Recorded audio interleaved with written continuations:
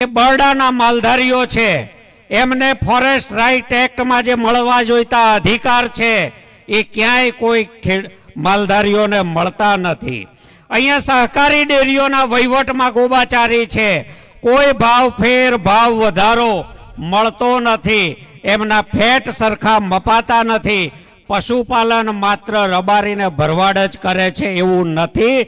ડેરીમાં દૂધ આજે તમામ જ્ઞાતિના ખેડૂતો પૂરક આવક માટે ભરાવે છે અને બધાની સાથે આ ભાજપના મળતિયા વહીવટદારો કડદો કરે છે। દૂધમાં આ ફેટનો કડદો કરે છે, ભાવનો કડદો કરે છે, પેકેજનો કડદો કરે છે।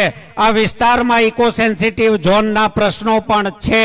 અહીંયા નલ સે જલ બરડાના ડુંગરે છે કે એમણે નળ નાખ્યા છે પણ એમાં પાણી લાવવા માટેના પાઇપ ક્યાંય નથી।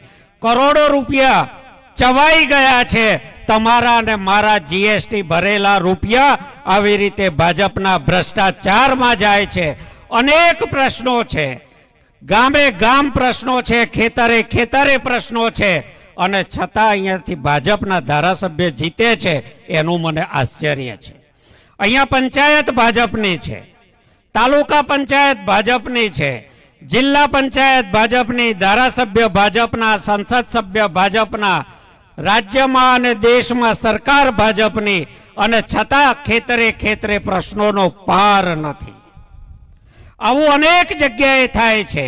આ મંચ ઉપર બેઠેલા લોકો ગુજરાતને જગાડવા નીકળ્યા છે। તમારા પરસેવાની કમાણીનો કડદો કોણ કરી જાય છે, કેવી રીતે કરી જાય છે, તમને આ વેરાના બદલામાં શું મળે છે, માલધારીને વાડો કેમ નથી મળતો, જંગલના અધિકાર કેમ નથી મળતા, બરડામાં પોતાના પૈસે પાકું ઘર કેમ નથી બનાવી શકતો, ખેડૂતના ખેતરે આટલા વર્ષોમાં પાણી કેમ નથી પહોંચતું, ગામમાં સારી એસટીની બસ કેમ નથી આવતી। આ પ્રશ્નો આપણે આપણી જાતને પૂછવાના છે।